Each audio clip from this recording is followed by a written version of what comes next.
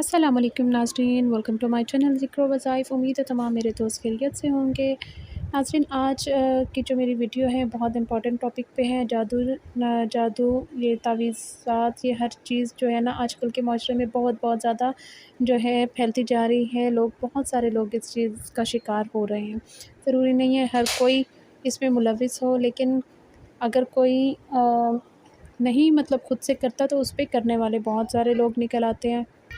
दूसरे जब उस पे कर रहे होते हैं तो ज़ाहिर-सी बात है वो इससे मुतासिर होता है।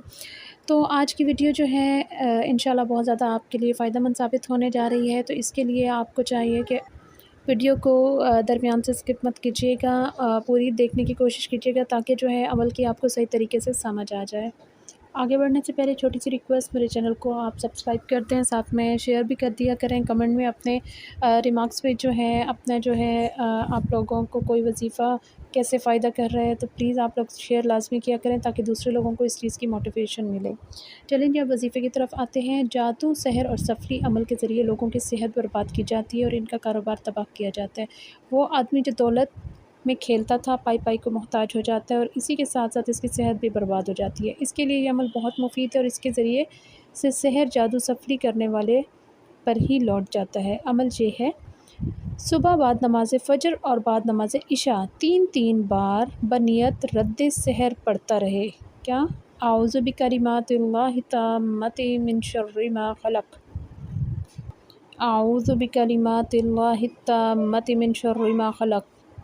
और मुदर्रज झैल सूरतें और आयतें एक मरतबा पढ़कर दोनों हाथों पर दम करके तमाम बदन पर फेरे।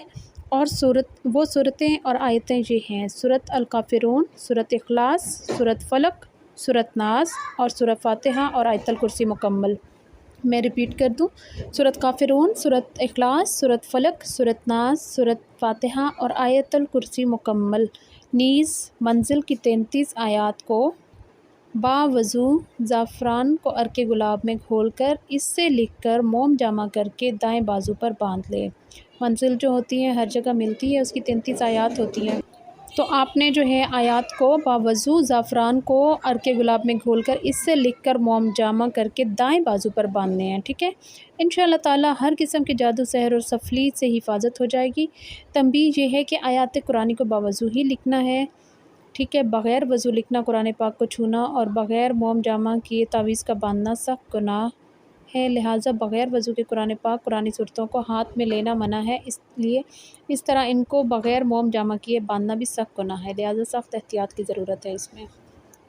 जो भी लोग जादू वग़ैरह से, ये सफली इल्म वग़ैरह से मुतासिर हैं और बहुत ज़्यादा तंग हैं, तो आप बजाय जो है झूठे आमिलों से, इनके पीछे भागने से, अपने अल्लाह के कलाम से जो है आप फ़ायदा उठाएं। इससे बढ़कर कुछ भी नहीं है। और जितने शिद्दत से, जितनी मतलब तकलीफ़ से, जितनी आप कह लें अपने लिए मुखलिस हो के आप ख़ुद पढ़ सकते हैं या आपके घर वाले और कोई भी नहीं कर सकता।